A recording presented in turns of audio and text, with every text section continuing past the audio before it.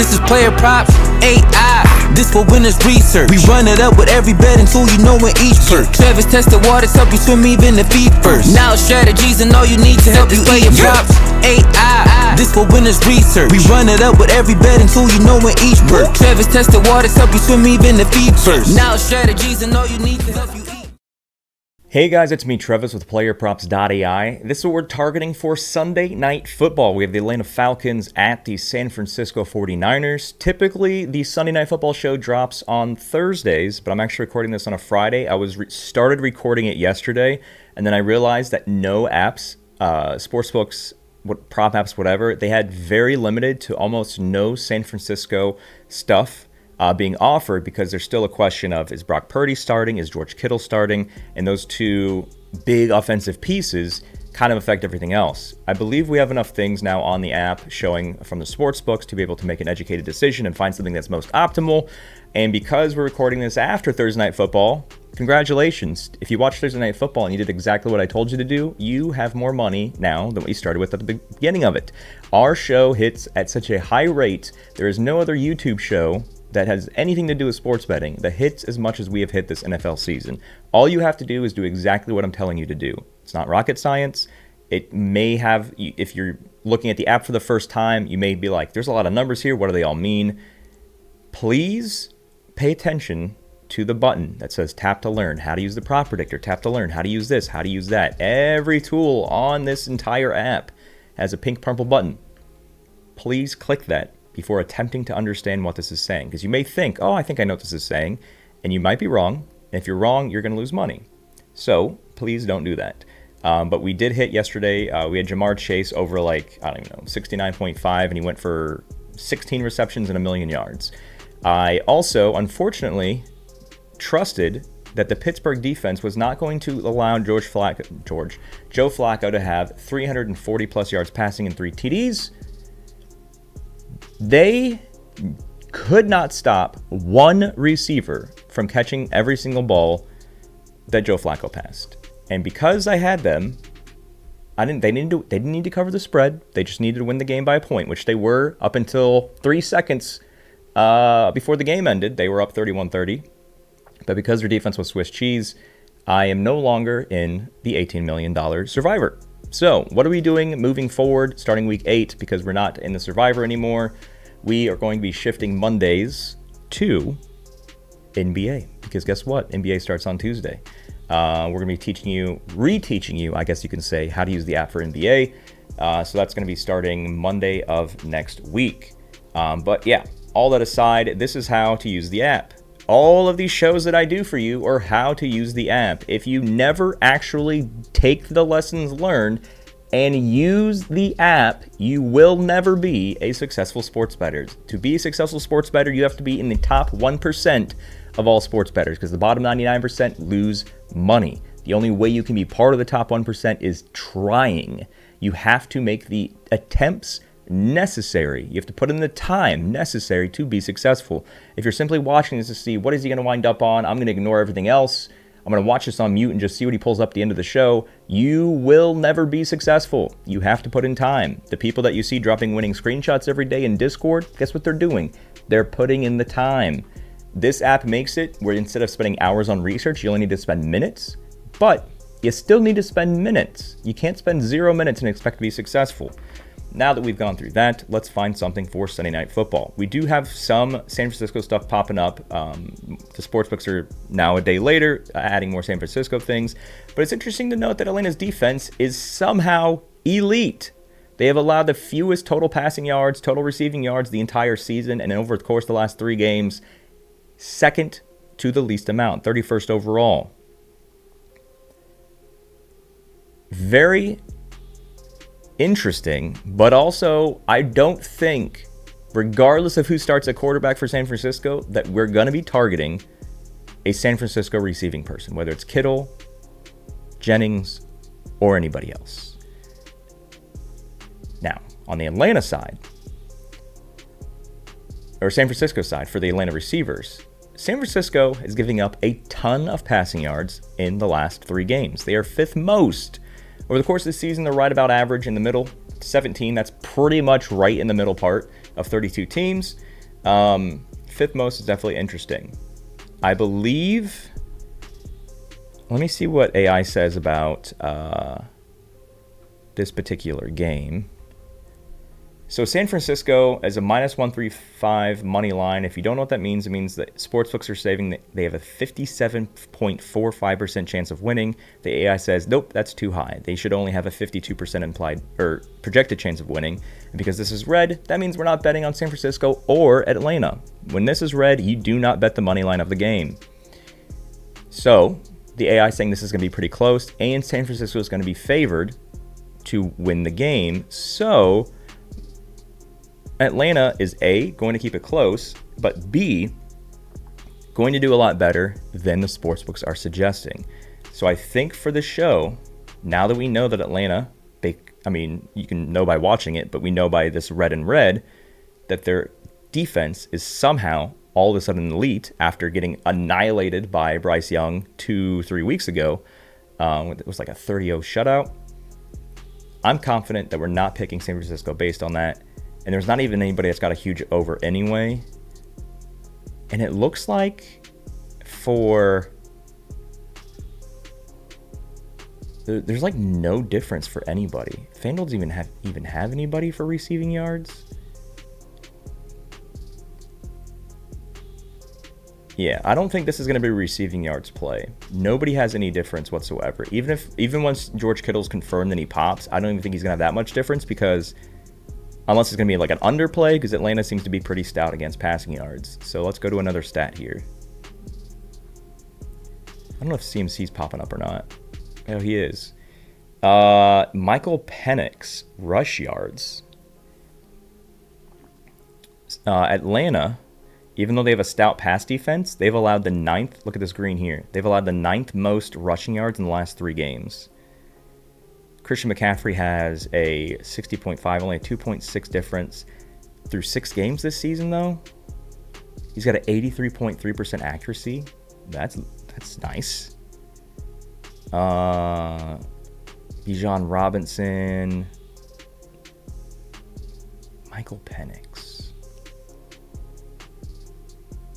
So this is what we call a baby line. Baby lines are lines that you're simply betting on him to run with the ball once at a 5.5 line.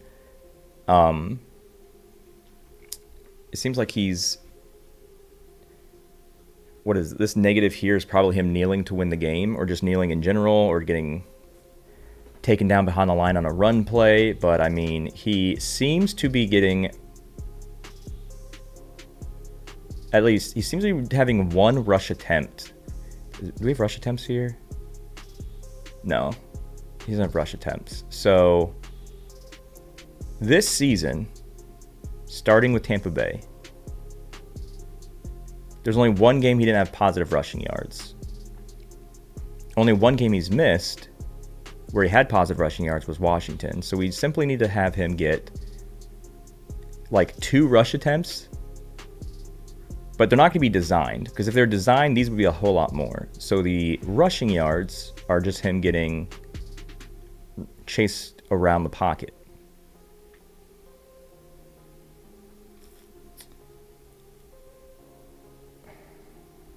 CMC hasn't hit 60.5 this entire season. Oh, he did against the first game in Seattle. He's consistently getting around 50, but this line is 60.5.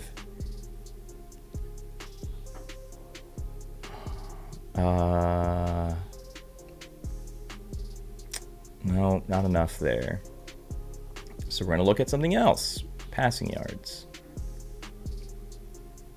Because we don't know what quarterback's starting, there's only 1 quarterback we have passing yard stuff for.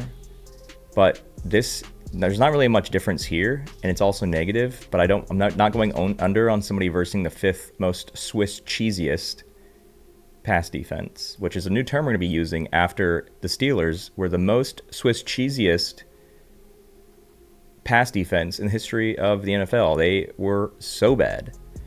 This is interesting. Michael Penix under 1.5. This has been a play of the day once already this season. We've already hit on him going under 1.5 passing touchdowns.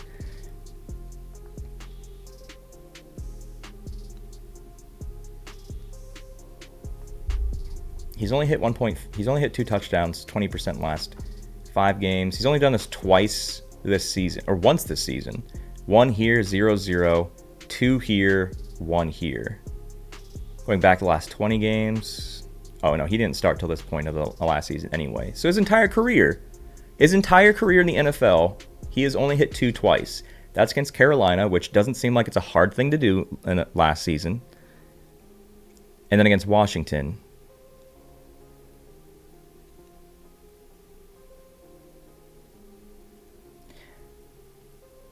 I think what keeps them in the game is not their passing attack or their offense. It's their defense, which is stout. So this is probably going to be a low-scoring game where Michael Penix...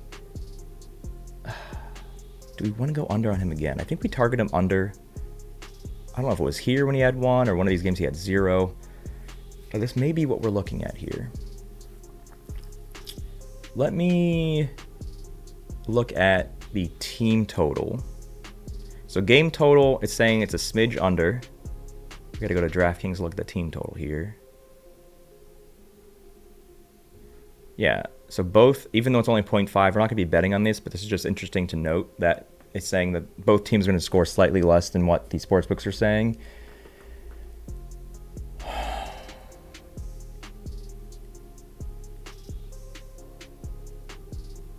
Let's look at the props comparison. What are the best odds we can get on Penix? I think every sportsbook is going to have him at Atlanta Falcons. Every sportsbook is going to have him at 1.5, so that's not the question. It's who's got the best odds. It looks like it's ESPN bet. Minus 135, not too bad. Everybody seems to be pretty close in nature. But I think that's what we're going to do here. I think we're going to go that Penix is not going to get 2 touchdown passes against San Francisco. Even though San Francisco has allowed the 5th most passing yards, Penix can still get yards. He can still drive someone from the own 35 on a touchback to the 1-yard line and then have Bijan Robinson, one of the best running backs in the NFL, running in for a yard, or Tyler Algier, who's having a great past few weeks, run it in. Even Penix himself can run it in. But I think that's what we're doing for Sunday Night Football. And I don't think it matters if Kittle plays. I don't think it matters if Purdy or Max starts. I don't think any of that stuff matters because this is all about the San Francisco defense, and all of those question marks are on the San Francisco offense. So yeah, I think that's what we're rocking and rolling here for Sunday Night Football. Monday Night Football, I'm recording in a second, 2 different videos as I normally do, but again, because the Pittsburgh Steelers had the most Swiss cheesiest pass defense on planet Earth, like every pass, you knew it was going to Jamar Chase, and he was still wide open on every play. Jalen Ramsey needs to retire. There's a reason that he got traded away from the Miami Dolphins. He didn't get traded away because he was great. He got traded away because he was not great. And you saw that last night. He got embarrassed. Is he going to retire mid-season like Xavier Howard did after getting embarrassed by, who was it, Puka? That was also funny. Another former Dolphins player, Xavier Howard. So maybe ex-Dolphins cornerbacks are going to go on a mid-season retiring spree because they keep getting embarrassed by elite receivers. Make sure that you are doing everything in your power to win before the game starts. If you aren't in the Discord, you do not care enough about winning. If you haven't subscribed to this YouTube channel, you do not care enough about winning. If you do not have the app on your phone and have a free account on the free version of the app, and you're also in the free Discord with your free accounts connected to open up all the free channels, you do not care enough about winning. It's not rocket science.